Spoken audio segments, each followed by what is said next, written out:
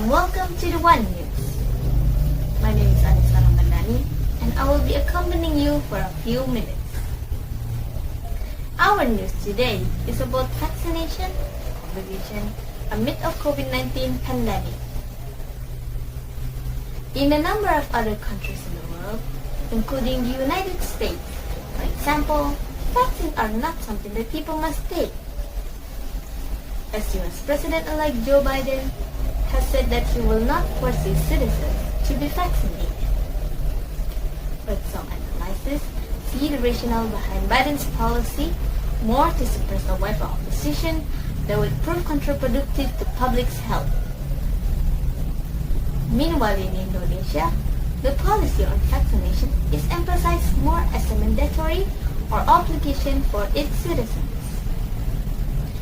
Minister of Law and Human Rights, Edward Omar Sharif Hillage, has stated that all Indonesian citizens are required to inject the COVID-19 vaccine organized by the state.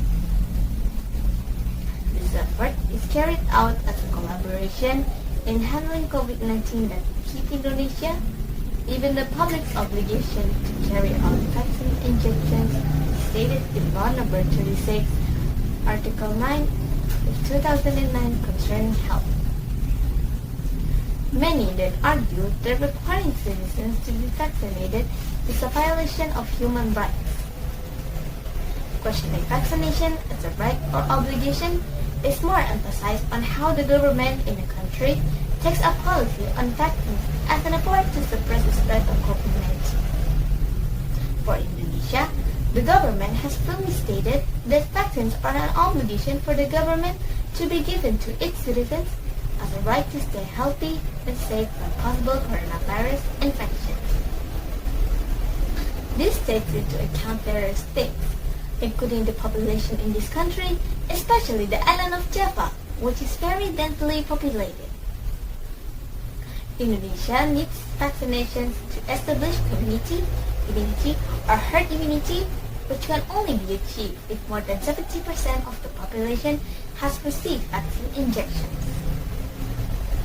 President Joko Widodo has since flagged himself as the first person to be vaccinated against the Sinovac type of COVID-19 on January 13, 2021, followed by a number of officials, figures, and artists.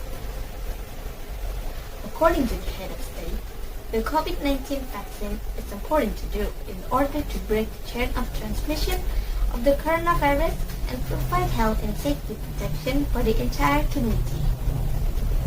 That way, the pandemic can be overcome and there is an acceleration of economic recovery.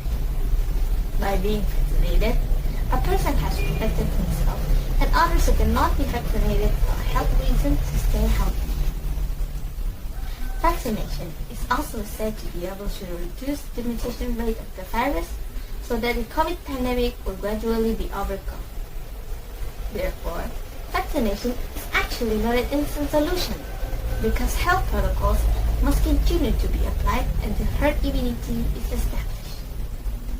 So in principle, vaccination is not just a matter of personal health, but rather prevents transmission and firms herd immunity because living in the community, the principle is not only to save yourself, but also to help others who need protection.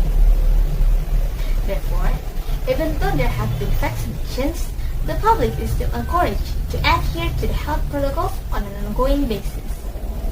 At least use the mask for 4 hours when outdoors and while maintaining a distance, washing hands with soapy water and running water for 20 seconds before and after activities, and keeping the body in top condition by exercising and eating healthy foods.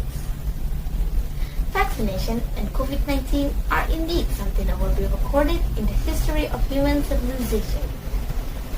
So, it's no longer the time to question it as a right or an obligation, but rather whether we want to make a real contribution so that this pandemic can end soon.